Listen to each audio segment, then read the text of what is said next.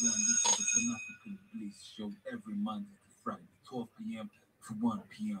The Pan-African Bliss Show. Let's go.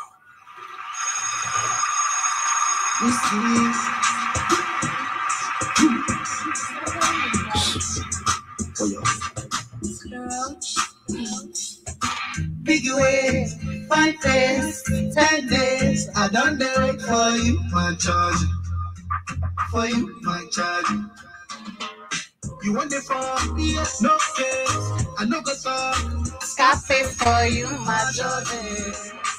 For you, my charge. Take me everywhere you go. Oh, tell me everything I want to know. No lies. No time.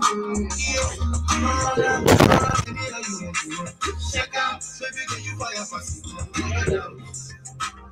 No doubt. But you say, kilo can, I'm getting man, biggie man. So what's fun? Who be risky? Body risky. Get tipsy, but not the body risky.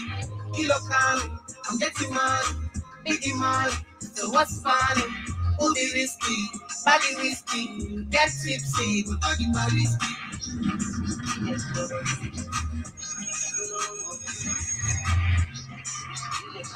Your body risky. Your body risky. You don't go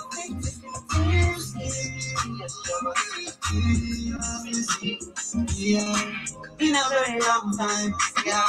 You still have you feel a wine.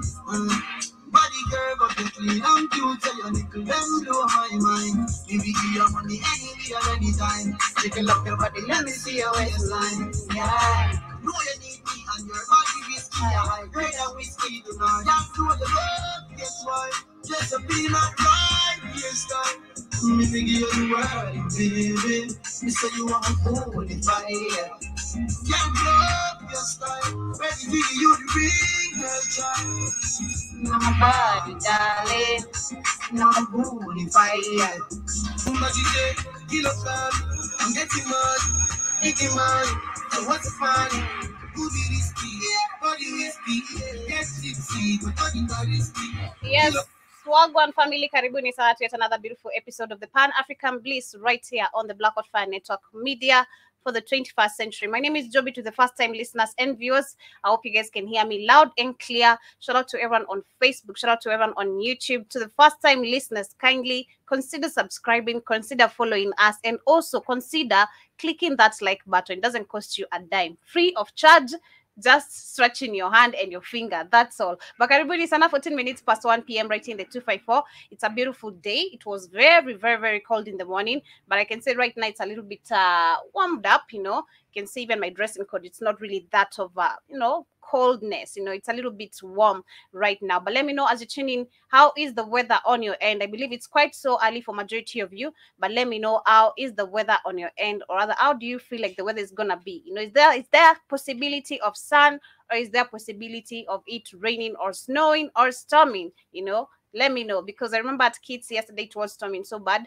But for you guys, let me know as you tune in, how is the weather on your end and what is the time? Karibuni sana once again. That is Risky by Davido and Popcorn. And there's something, you know, I think this is a discussion and a debate I relate back to a video Samuel shared on the WhatsApp. Shout out to Samuel from Jamaica. And of course, one of the things I got from that video, we had this guy was debating about the Afrobeat music and the Jamaican music. And we're like, nah, why is it becoming like a debate where you can see literally people can do a feature, you know, it is all African music and we can literally understand it. This Nigerian versus a Jamaican, and they did a collaboration which really did hit across the globe, and that is the song Risky. So I don't think we should be coming with these titles of, we did this first, this tribe did this first, this country did this first. No, it is all African music, because again, if you go back to the ancient history again, and also growing up, I think these things we used to be taught till I think the education really was fucked up. For real, that we don't even study none of this. We used to study music, you know. That is one of the things we used to study, because, again, there's how music literally lifts your vibration in a spiritual way. But I don't want to get deeper into that.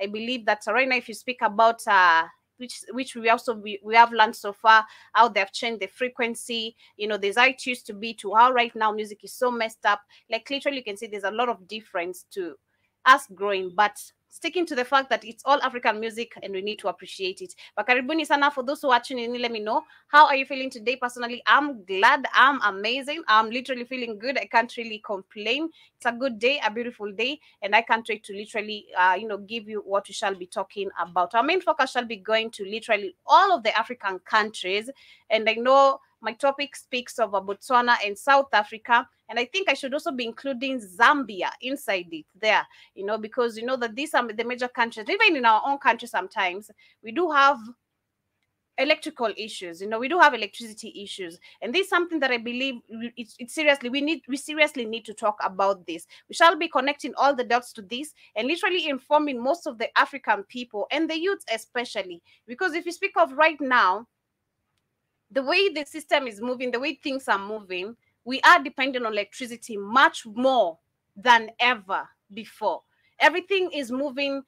Technology is literally advancing, and the more it advances, the more the electricity is required. But the more we also want to talk about us literally using this technology, and we don't have enough electricity to generate all this, then there's nowhere we're heading. We're speaking about taxes being literally increased right now in most of the African countries, including Kenya, and so many shenanigans going on. But we need to ask the African people, do you really understand what you deserve? Because we live in a world of begging. We live in a world of always asking, while we're supposed to be given, while we have all the resources to generate everything we need. If you speak of creating dams, we do have them, but we've spoken about how we've not even created enough. We literally do not even have any literally source of water drainage. There's none that has been created. It's always about flooding, killing people. If it's not flood, it's always just drought. Shall be getting deeper into that, but stay tuned till the end of the show, and of course let me know how are you feeling as you get to tune in on today's amazing show. This is Doing by Mr. Easy. I hope you guys get to enjoy this, and we shall be back after this short musical break with a quote of the day. Keep me motivated in case you can. I'd be glad to.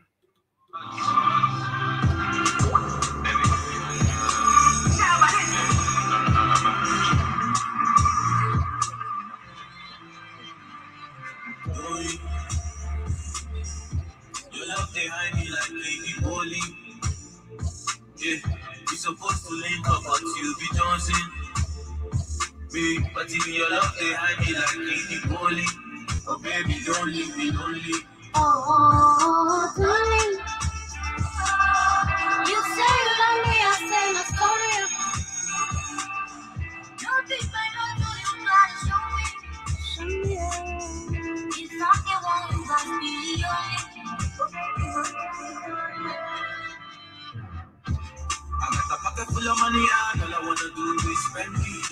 Yes, and my quote of the day today says that mindset, literally it's all about to do with the mindset. And it says that it's the driving force in the quest for success and achievement. A mindset that combines discipline, strength, confidence, and ambition is a powerful mindset. This can achieve anything it sets its sights on. And again, I go deeper with explaining that everything is mental. You can create everything into being so long as it's already created into a thought. The fact that the thought is already there and you believe you really deserve this, put emotions into it, then everything is gonna come into being. We're supposed to link up, but you be dancing. Me, but if your love behind me like you be holy. Oh baby, don't leave me lonely. Oh, darling, you say you love me, I say my story. Don't think I don't know you gotta show me. It's not the one you must be only. Oh baby, don't leave me lonely.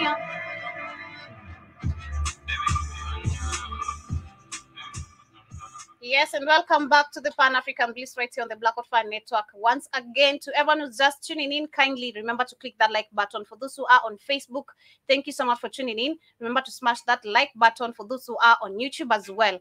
It doesn't cost you anything. And in case it is your first time, karibu sana to the Black Hot Fire Network radio station.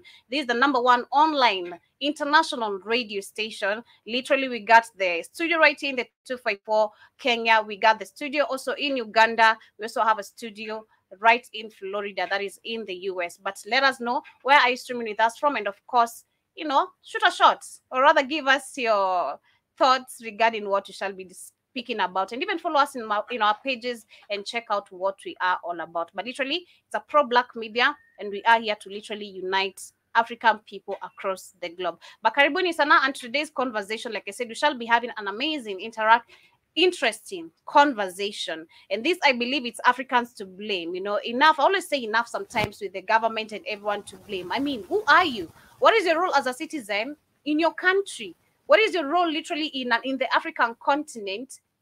Or maybe even literally, what is your role as an African in the African continent? That is just the simplest question. I'd put it out there. What is your role in the continent of Africa as an African? Because you can't tell me we're going to be living in a world where we're born, we live under the same lies, under the same fucked up system, and nothing ever changes. We die, reincarnate, come back, do the same, repeat the same bullshit. Like, it's just about living life, how we find it. Who's going to stand up and literally call out for a change? I mean, you see a little bit of some puppets who try, but they can't apply it. Shout out to Professor Lumumba. He's one of the people we know. Shout out to also our own puppets who give us a little bit of linked information on what we can do to call out for a revolution, but we don't also apply it. We had Uhuru Kenyatta telling us how we need to get rid of the borders. Do we question ourselves why he ever said that? I mean, why a whole president would say that? The only way we can literally work together, or we can be able to make it so easy for African people to even travel across the continent, is by getting rid of the borders. Because we won't require any passports. We won't require any IDs to go showing across the borders to show I'm coming from Kenya, so I'm not a criminal. You don't need visas to be literally going anywhere. Shout out to South Africa again. They did literally give us a visa free. But I think this is the second time I've heard also about this. They do it for quite a period of months. Then again, it's like a subscription we're doing. They've not set up their minds. It's like a subscription we're subscribing onto, and only the presidents know what is going on. It is crazy. It is crazy, but we shall get into that. We shall get deeper into that. I don't want to get all, gaslighted and everything before, we get started. But as we start, I want to give, start with what is going on in Malawi. And this is actually something positive to report, according to me, because I root so hard for the youth. I root so hard for anyone who has dreadlocks. I've personally had dreadlocks before, but I couldn't keep up with them. And I've seen so many people being gunned down because of having literally dreadlocks. You are a mistaken identity the moment you have these locks. There's something that Keith was telling me early in the morning. I don't know if he's on the chat and if he can remind me the term, but he said something to do with our hair. Our hair contains our strength, something like that. And there's there's something we called it right here, how it is connected to the universe, and how we're supposed to take care of our hair and everything, not, destroy it with what we see right now. Chemicals, dyes, trying to do a couple of shenanigans on your hair and all that. There's something, I don't know if Keith is on the chat. If you are, kindly remind me what it was you are letting me know, something to do with hair. But in Malawi, and this is something we've seen most of the African countries literally not agreeing to. I mean, I've seen in Kenya, there are students who can literally go to school with dreadlocks, but this has to be the rich, okay? If you are coming from the slums, and let's say the moment you give birth to your baby at a certain point, whether a male or female, because dreadlocks goes both ways, okay? It's unisex. It's not like it is a hairstyle for women, or it's literally, should I call it African? For me, it's so African. Like, it's more than just dreadlocks. I think we've seen, and I think I'll do a research on this. I've seen so many Jamaicans who have a deeper explanation of literally the spirituality of hair.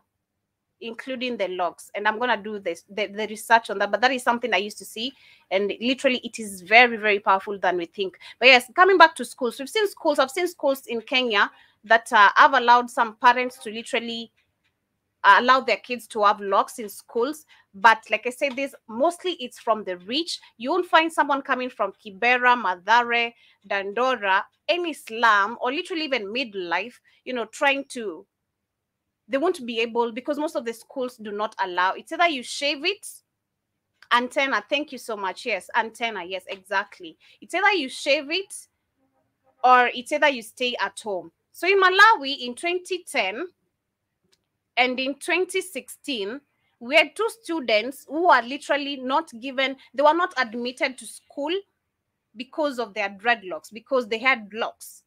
And I'm like, wait, has this been like, did they have to shave? Because they're not giving us the clear details of what really had to happen. But of course, you can't tell me that they had to stay at home just because of locks and miseducation here, as much as it's fucked up education, just because they have not been admitted because of their locks. But again, what is it with our system literally not allowing us to keep our hair?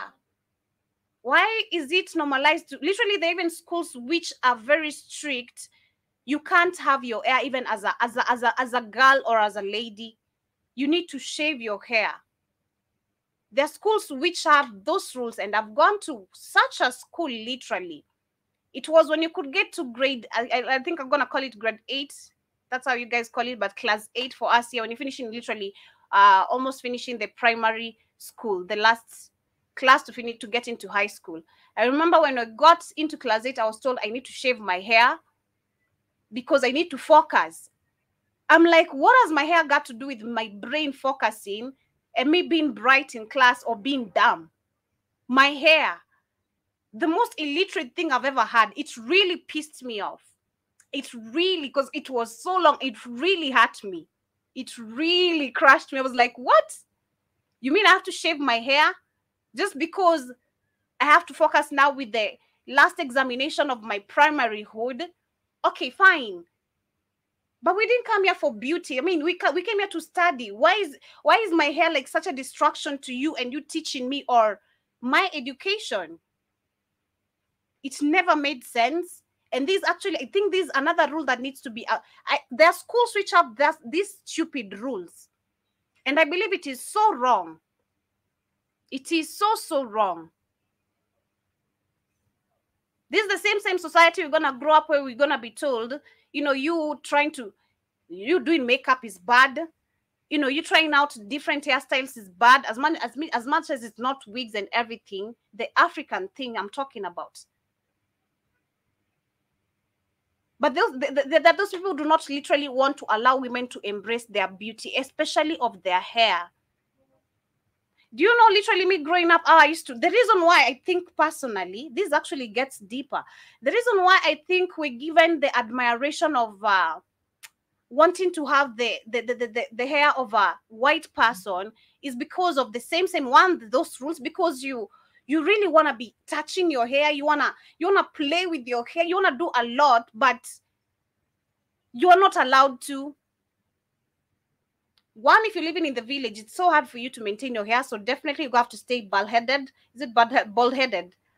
You have to stay bald-headed or always shaving, because hey, in the village, salons are not expensive, and if you find someone who can literally do your hair, it's a neighbor, and you have to pay them, and not everyone has money to spend on their hair. That is the type of society we've really been kept in. It's really fucked up. Coming to think of it, nobody, I've never had any woman talking about this, even this in power, because we don't even understand the African spirituality anymore. Because the hair is it's not just the hair. Personally, I admire someone who has really a long hair, like literally, you see that African afro, big hair. I really admire that. But our puppets are moving this system and have allowed us to, how do I put it? They have brought up some certain laws which are just, they're not making sense. It's not making sense. I don't even know how to literally break it down into simple terms, but it is so crazy. Personally, if I try to remember the reason why I had the imagination, where I think where my imagination came from of now if you die, you're gonna become white and you're gonna have a long hair. I think that is one of the trigger. Because trust me, I used to admire to have a long hair, even just being able to touch it, like just seeing it growing.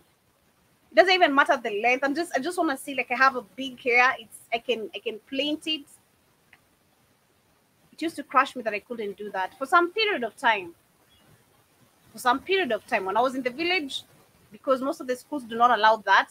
Then when I came to Nairobi, first my mom messed up my hair with the chemicals and everything, but it grew again. Now I have to bump into this school with damn stupid rules. It's crazy. It is crazy. It is crazy. But I think they're saying that because of self-hate, Joby.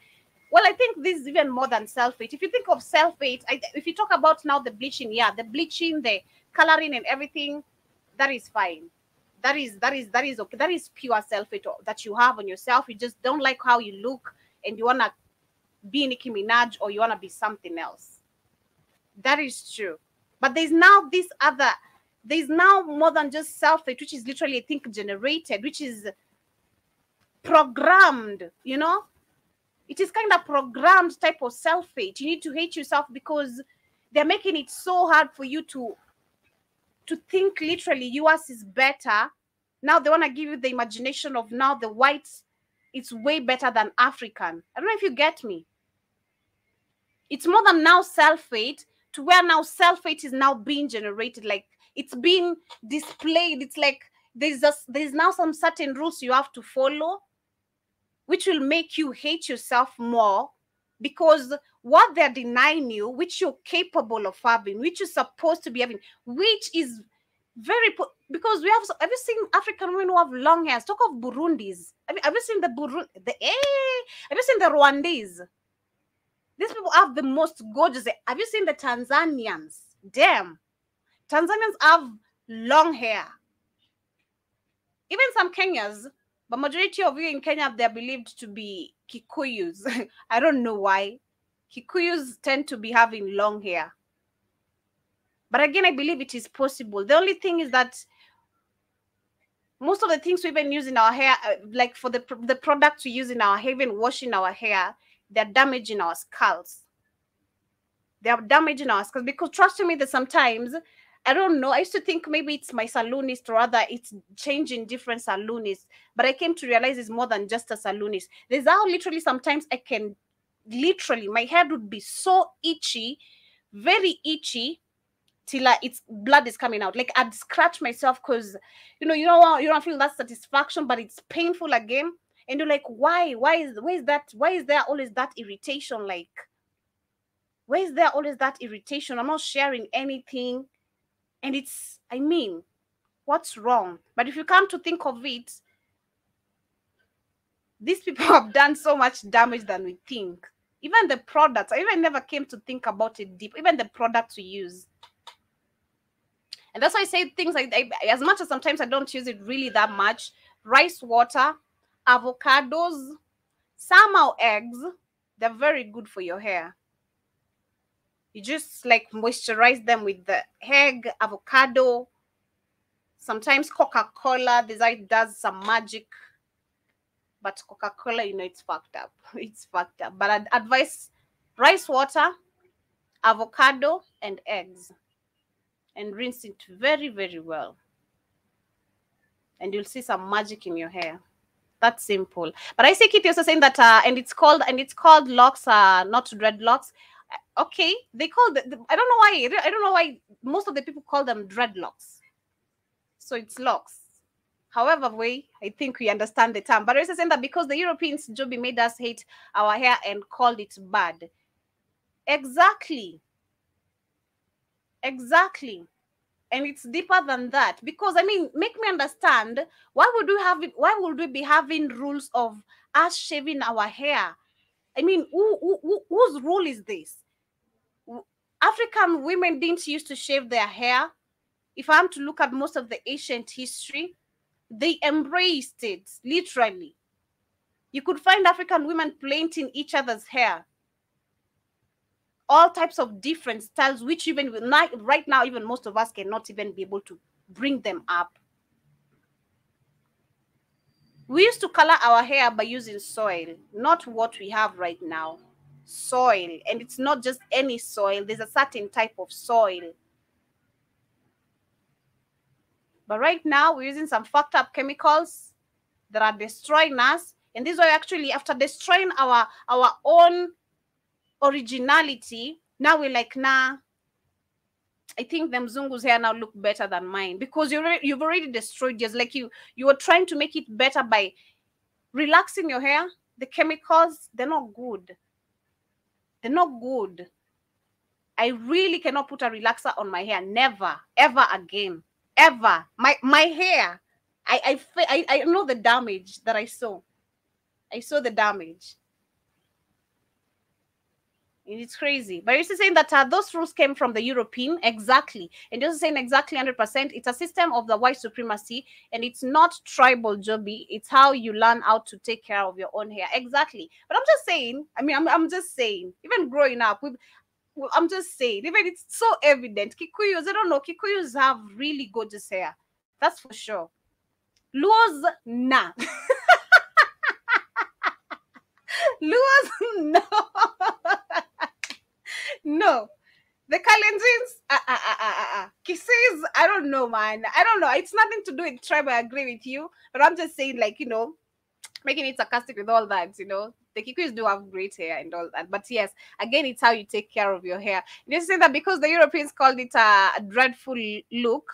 Oh, dreadful look. And that's how it became dreadlocks. Oh, okay. Wow. And that's why you see now the shootings and everything.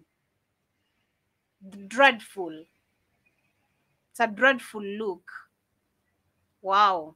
Now you see everyone being shot, children being denied to go to schools because it's dreadful.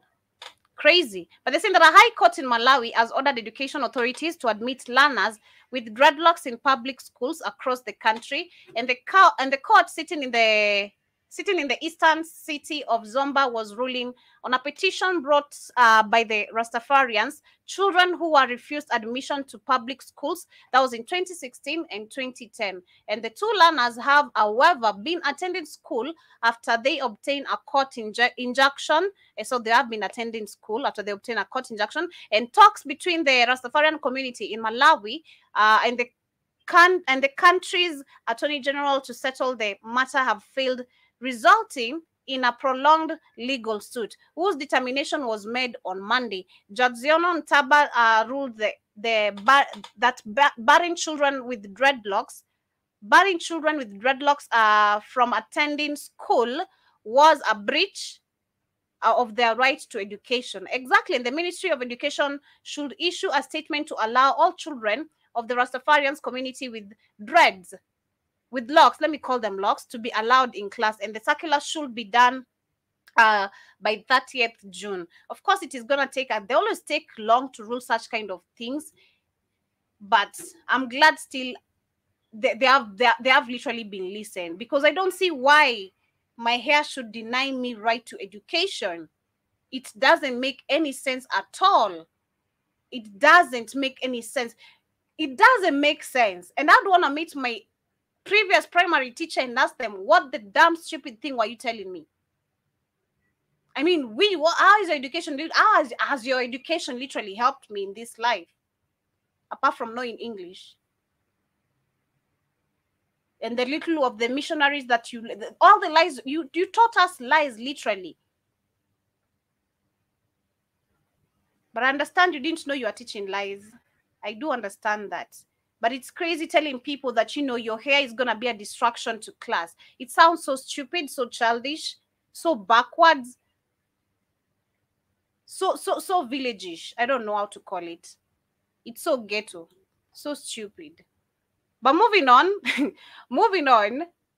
Also, I'll talk about what is going on in Kenya.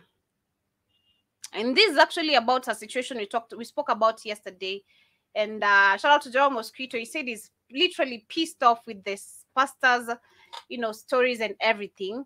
But we really have a serious confusion of what is going on, or rather what our government is doing. Yesterday we saw that they did outrule the organ harvesting that that was found literally on the among the bodies that were found, the mass bodies that were found by people being starved to death. Others were literally strangled to death. Others were suffocated to death. And within all this course, you saw most of the officials saying that, there's pressure from the above. You ask yourself, who's the above? If you speak of the above, are we talking about the Europeans, working in hand with our own puppets to keep this business running, or is it our puppets doing this on their own? Because it's quite a surprise to see that right now even African people are slaughtering each other and selling each other's meats. What is going on? Yesterday the government outruled the organs, it outruled this organ harvesting and everything. But today they claim that there has been victims. The body of some victims had their organs missing. So what is with the confusion? What is going on, Ruto? How comes Ruto is not talking about this? Because do you know funny thing? This guy has not spoken anything serious about this situation. The only thing he said is that this guy needs to rot in prison, blah blah blah. Few minutes we see 1, 2, 3 incidents happening. The churches are back up running. The pastors can talk their shit. And he's not responding to none of this. What is going on in Africa? Because this is not a situation just in Kenya now. It needs to actually bring us to an alert as African people, why we have missing of people. So why we always have people missing so much in Africa. And no investigation. There's no justice which is always brought forth.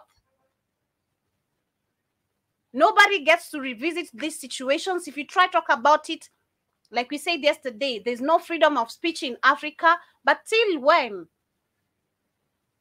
This is becoming a nuisance right now.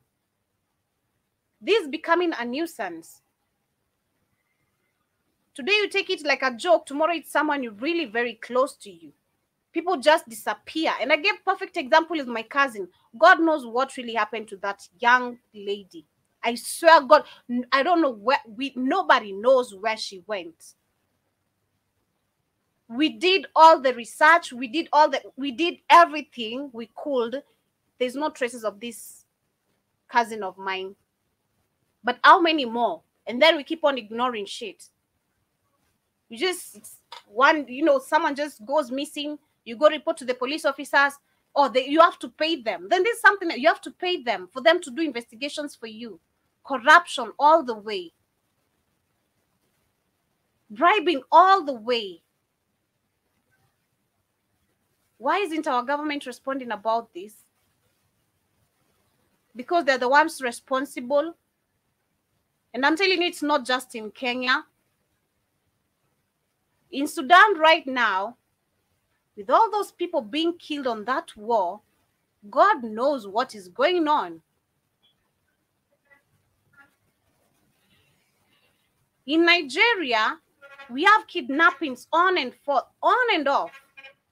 Today they're kidnapped. Tomorrow the police officers found them, but we have a couple of people missing.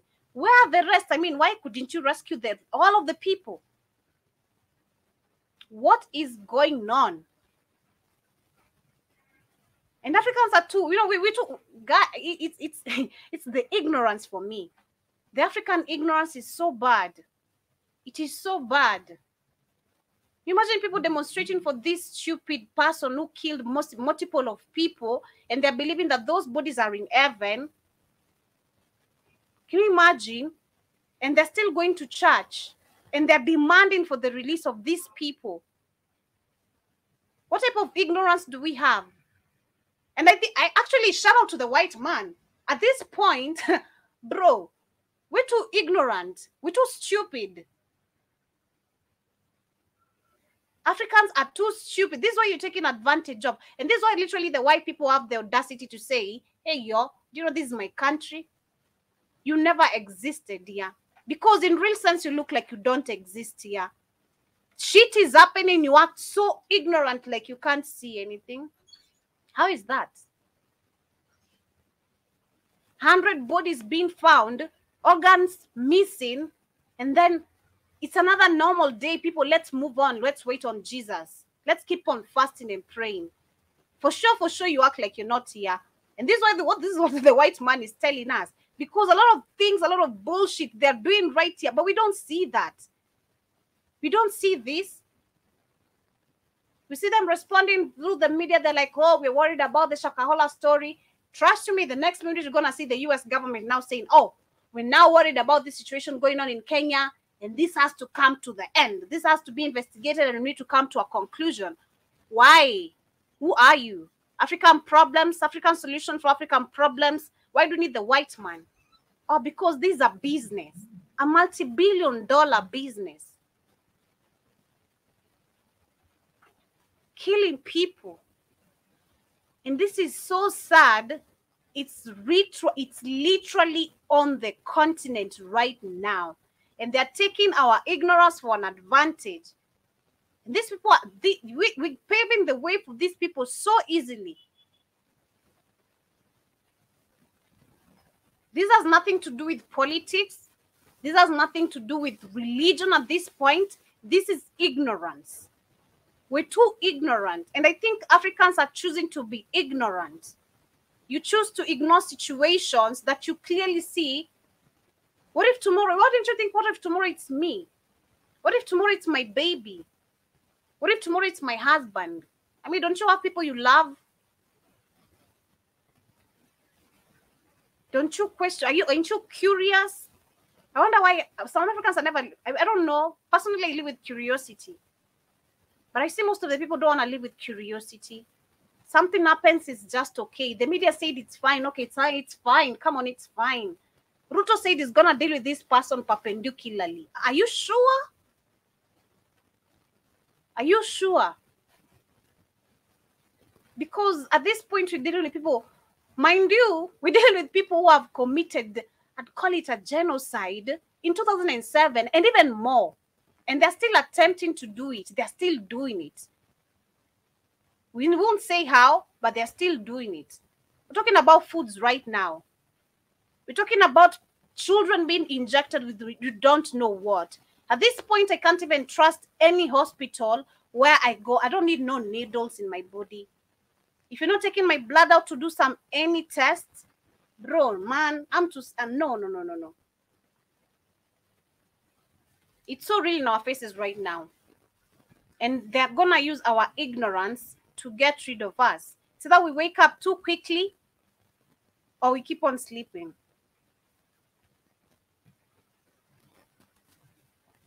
It's kind of scary if you get to think about it. Our ignorance. Can you imagine our ignorance literally costing lives? Our ignorance, the African ignorance can cost literally majority of the lives. Because these people are moving in numbers. We're not talking about 1, 2, 3 people.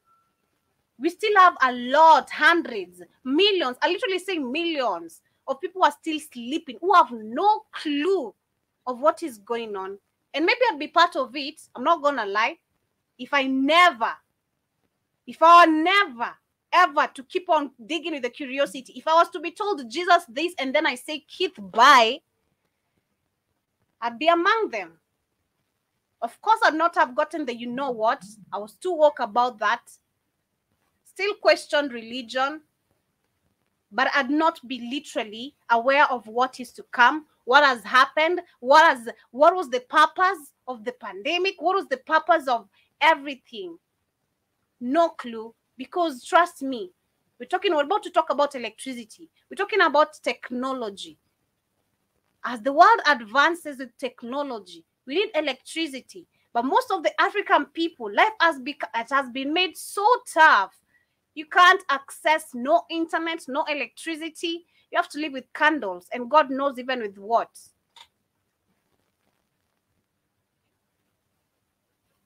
It's crazy. It's crazy. And you choose to be ignorant.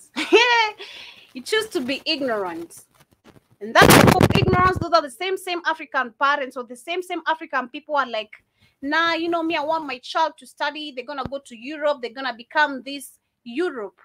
Then once your child gets there with this stupidity, with the old dumb, should I call it a dumb blocked mindset, the African mindset, they get killed over there. And you're like, oh no, what happened? Why? Right, Ruto, why? And Ruto tells you they don't give a shit. Because they literally don't. How many people do we see? I mean, how dumb are we? This shit is crazy. How dumb are Africans? I didn't get to actually. I never thought being literally, let me say knowledge is power. One, we know that knowledge is power. But having all of this knowledge is kind of scary, seeing my people, how most of the people are just so damn stupid and they choose not to literally open their minds. We're scared of so much. Nobody wants to give it a trial of anything. Everyone wants to move with fear. Nobody is like literally who can just stand tall on their feet and they're like, this is my voice. I want it to be heard. The same shit I was saying yesterday. Nobody is confident enough. Fear, ignorance, it's going to cost us, African people. This actually to the continent. I'm not talking to the Black Americans at this point, the people in the diaspora. You guys know so much. You know what we're dealing with. You know who we're dealing with. You know what is happening. You know what is yet to come. You see signals. We see signals. The media telling us signals. But trust you me, there's millions. I mean, it's connecting with the same thing we were talking about yesterday on the Africa Today show. With the numbers they're giving on how they're supposed to, in each country, the agenda by 2025, millions are going to go. And the target is Africa, right? They're already there, the white man's land. It's happening. And it's going to happen. It's going to happen. You see schools doing dumb shit, so many stupid rules that have been kept, hospitals not working correctly. Nothing works correctly. Nothing. And to Africans, it's okay. Trust me, to majority of the people, it's just okay. It is okay. Like, we choose not. I'm going to put myself in that because I used to be like that. We choose not to be bothered. Oh, that happened. I'm safe. So, I mean, it's Raila. It's Ruto's bullshit. And this is what you see is also the puppets taking advantage of us by taking us to the roads, demonstrating bullshit. Let me get to read this as I move on to that article, okay, about the missing organs. They're saying that some of the victims of the Shakahola massacre have been found missing, with missing body organs, and the fresh documents filed in the court indicate that the victims may have had their organs harvested before they were buried in the mass graves. Wow. Why? I mean, kidneys. This shit is crazy. Then you can't tell. Now you come. I'm certain maybe there's someone who does not understand what body organ harvesting is. There's that stupid goof. There's that person who's sucked into Jesus bullshit. All they know is John 3:5-16. Nothing else. They have no clue what body organ harvesting means. Trust me. And we can bet on that family. We have people who are so unbothered about what goes on a daily life. And that is Africa for you. Trust me. And I think you might, trust me, I think takes us back to what even Katie was telling you. When you come here, you see some things, don't be surprised. Don't even try get angry. I think maybe by us blending the Black Americans coming and everything, getting to know the history and everything, maybe people might open up their minds and all that. But at the beginning, if we're still going to have majority of the people who are going to remain out of the millions by 2025 and everything, if you're still going to have people who can learn something, it would be amazing. But trust me, this majority of the people are so stupid. They're people you can't even try reason with in Africa. Trust me, even as an African person, right in my own continent, my own country, outside here, down the studio, there are people I can't try reason to.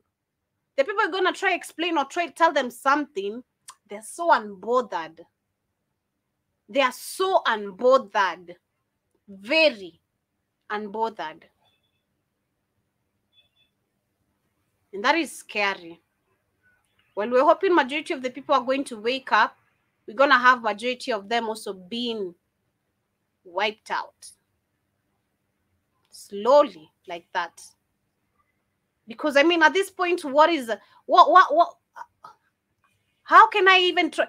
How can you convince a white man these people ain't docile? How can you try tell an Indian, a Chinese, these crackers, all of them, that, hey, African people literally know so much, or they're waking up after you defending what they, after you defending a made-up religion, after you standing up with a made-up religion that has cost lives. How can you, I mean, do you understand it? Do you guys understand this shit is very, very heavy than we think? Do you know how many people are going to go because of ignorance? I saw the church of this guy, the churches these people have built they have built multi-billion dollars type of churches, and they are huge. Now tell me with the numbers, if we go to such kind of people and tell them, you know, Jesus said this outbreak is coming and I need to give each and every one of you a dose, just because Jesus said, you know what's next? And then they're gonna be like, we didn't force you to take it. We didn't force you to take it. So crazy. It is so insane. The reason why the same reason why puppets are taking advantage of us. I've seen Raila Odinga calling out on Ruto that they should have a 48. They should actually in between 48 hours. They should either have a talk or they're gonna call the truce off. Okay, and I bet again this directs us to the same. This is coming back to us because it's either they have a talk or they resume the protests. And then you're going to see stupid Kenyans still going outside there, demonstrating, destroying people's property, not giving a shit. It's not giving a shit part for me. Whose shop you loot, whose car you destroy, who you kill. There are those type of African people we live in among us. They are those type. And it's crazy. The puppets see how you're so much into their words. You don't see that nothing is working correctly. You don't see they don't care about you. They never prioritize you in any of their projects. It's always their money first. What about the citizens? The citizens? We're looking after the Europeans. Who are the citizens? They don't know you. They don't recognize you. And this is actually what is getting me to the main topic of the day. The same thing. We have problems going on in Africa. It's no issue with just electricity. We have people who cannot even get a glass of drinking water. A glass. We've spoken of matters of women being raped, being harassed, being sexualized, literally being forced to do things they don't want to get a glass or a jar of water. Talk about the tea farms. And this is not just only in Kenya. We have so many stolen farms, and we saw it even yesterday, or was it yesterday, you know. They come, steal the land, employ you, and treat you like shit. Okay? That's not the only issue. We're having issues of paying school fees. We're having issues of accessing hospitals. We have issues of even public means of transport. We have problems that we are ignoring. We're choosing to act like, you know, none of this concerns us, but it does. Because the more we keep on acting like it doesn't concern us, the more the generational poverty. the more the generational poverty, whether we like it or not. There's someone today who told me early in the morning that, what was the argument? There was an argument we had with someone in the morning actually today, and I was like, what? It was like, I think it was something to do with Africa. Yeah, it was actually something to do with Black Americans coming back to Africa. So I told this guy, what do you think about Black Americans coming back to Africa? It was like, why should they come back? And I'm like, what do you mean, why should they come back? He's like, Africa is polluted with a lot of shit. I remember the words exactly. Africa is polluted with a lot of shit. And I'm like, do you think also in US is not polluted with a lot of shit? He's like, I mean, it's not that bad like in Africa. I'm like, okay, fine. But do you also think you running away, that's the end of your problems and you're going to get better there than you can get it also in Africa? I mean, who is supposed to fix your shit? He's like, the president. That is his work. I'm like, wow. And what has your president so far done for you? I mean, you were just complaining the other day how ugali expensive is, and you are debating on that. I mean, you are complaining right now about also how your school literally is not doing anything correctly. You know, it's a fucked up system. Your teachers are messed up. All of you are complaining as students. Nothing is working correctly. What has your president done about that? Nothing. And I'm like, so how is African problems supposed to fix themselves if you choose to stay away? He lacked an answer. He didn't answer me. The same thing. How will Africa ever fix itself if we keep on running away from the problems? If you keep on saying these people do not give a shit about us. Let me tell you, this is our country. It's not their country. This is our continent, not their continent. One thing we've grown up with as African people is like, oh, because this president is the president of this country, now he owns the country. No. He is just a leader. And most of them have not even showed us any skills they have as leaders. They yap. They talk nonsense. They mix truth with lies. They lie to you to get the, you know what, for you to make their work easier for them to keep on being in power, so that the white man can give them the thumbs up. And what is funny, this is always the crazy part I always laugh about. They're going to be doing all this, but still at the end of the day, they're going to be gotten rid of as well. It's crazy.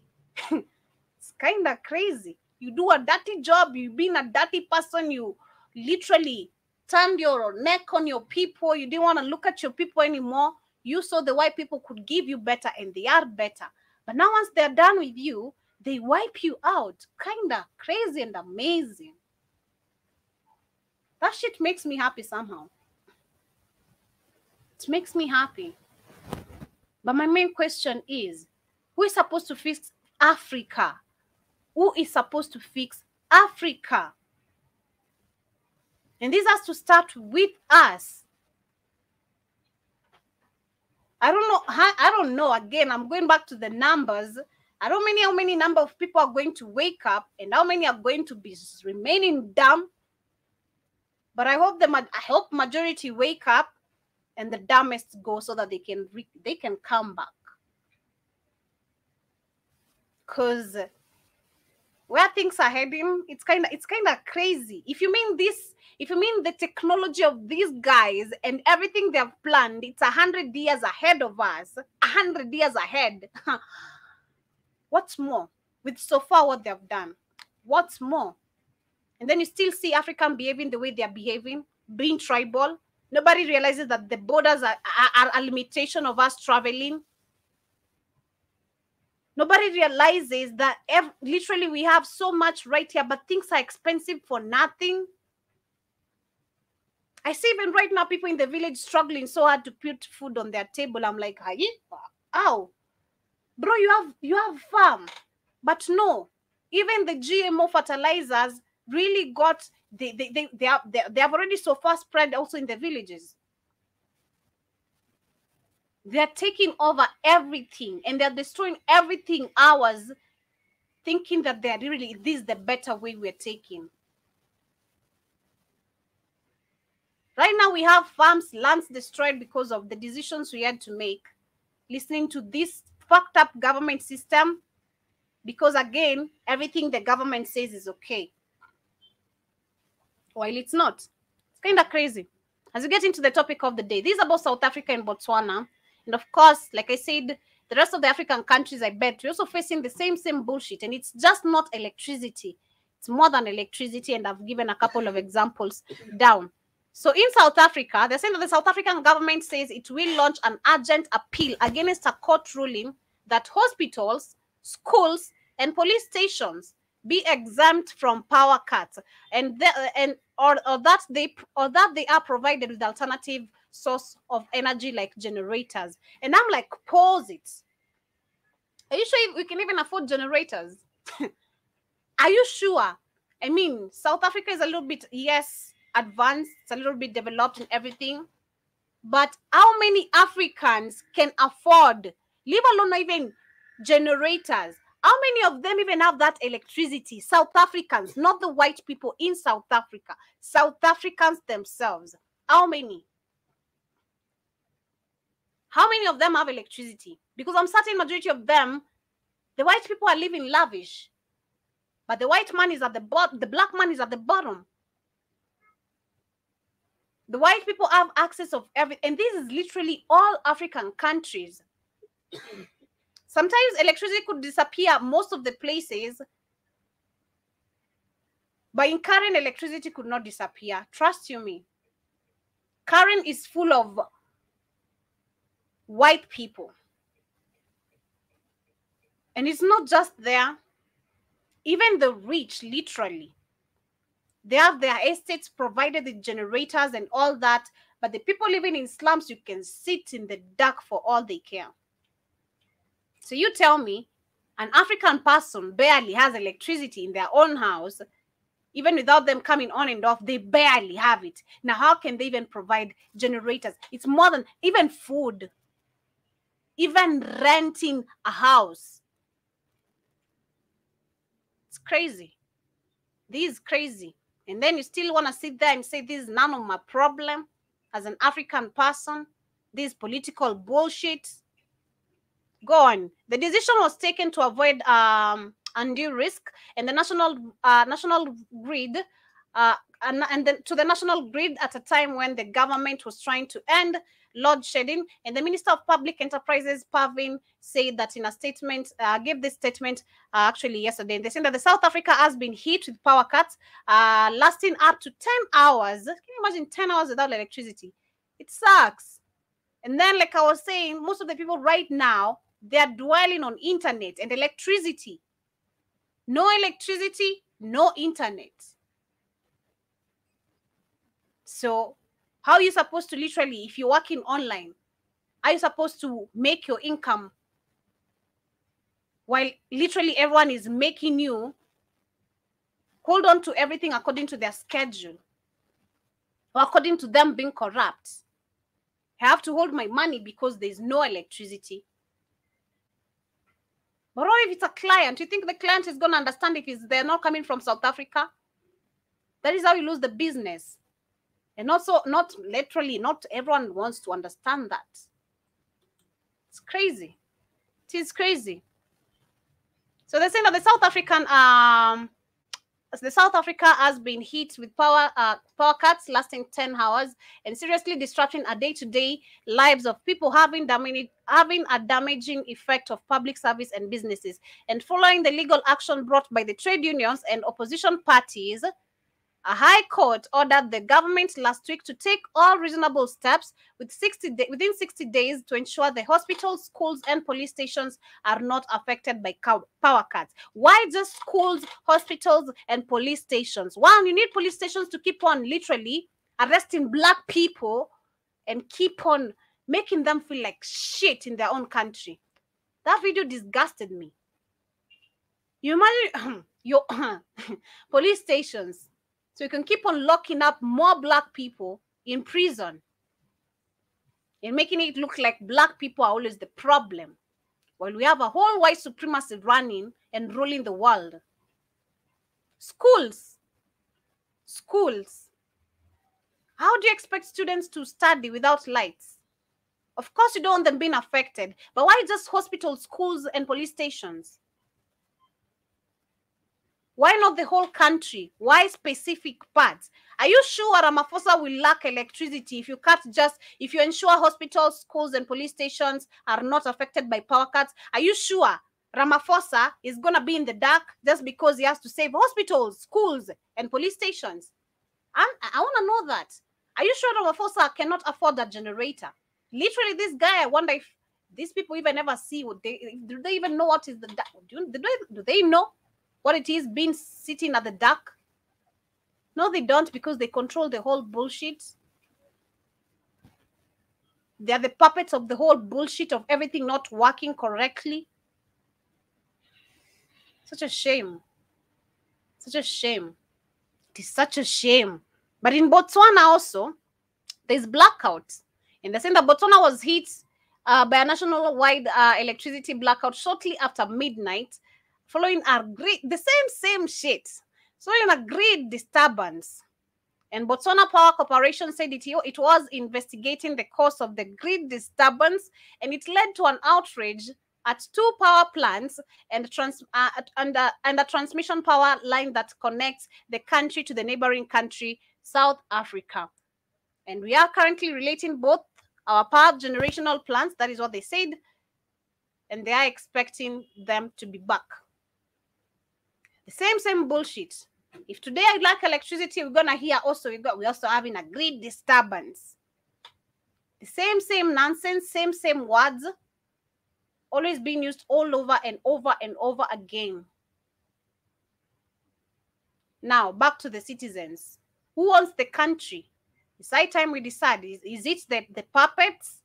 Because one, you can't keep on calling them leaders because they ain't. Leaders lead by examples. By first 100 days, they should have made everything better to show us that they really mean well. But none of them try to. It's always about money. It's always about loans, debts, left, right, and center.